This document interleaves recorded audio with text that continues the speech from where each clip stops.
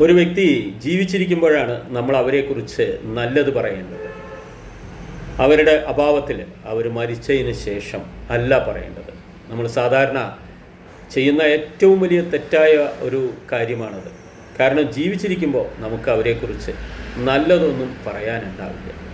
മരിച്ചു കഴിഞ്ഞ ശേഷം നമ്മൾ അവരെക്കുറിച്ച് വാതോരാതെ സംസാരിക്കും.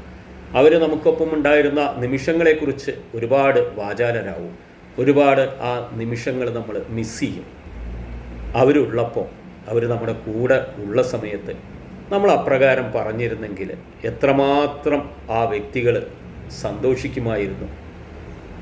അവർ നമ്മളെ എത്രമാത്രം സ്നേഹിക്കുമായിരുന്നു.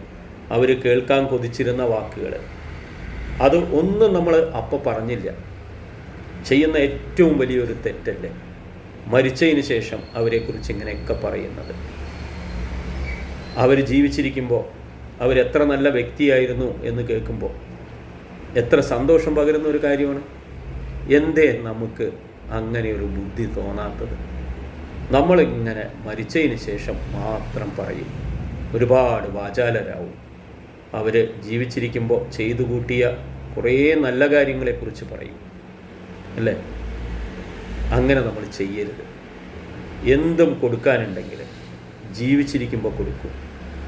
അപ്പോഴല്ലേ അവർക്ക് സന്തോഷിക്കാൻ പറ്റുള്ളൂ, നമ്മളെ അറിയാൻ പറ്റുള്ളൂ, നമ്മളെ സ്നേഹിക്കാൻ പറ്റുള്ളൂ. അപ്പോഴൊന്നും കൊടുക്കാത്തത് മരിച്ചതിന് ശേഷം കൊടുത്തിട്ട് എന്താ കാര്യമുള്ളത്? മരിക്കുമ്പോൾ വിശപ്പുണ്ടാവില്ല. വിശപ്പില്ലാത്തവൻ്റെ വായിൽ ആഹാരം തിരികെ കയറ്റിയിട്ട് എന്താ കാര്യമുള്ളത്? വിശക്കുമ്പോൾ കൊടുക്കേണ്ടതല്ലേ ആഹാരം എന്ന് പറയുന്ന പോലെയാണ്. അവർ കേൾക്കാൻ ആഗ്രഹിക്കുമ്പോൾ കൊടുക്കേണ്ടതായിരുന്നു. അത് മരിച്ചു കഴിഞ്ഞതിന് ശേഷം അവരുടെ അഭാവത്തിൽ കൊടുത്തിട്ട് യാതൊരു കാര്യവുമില്ല. ഒരിക്കലും അപ്രകാരം ചെയ്യാതിരിക്കുക.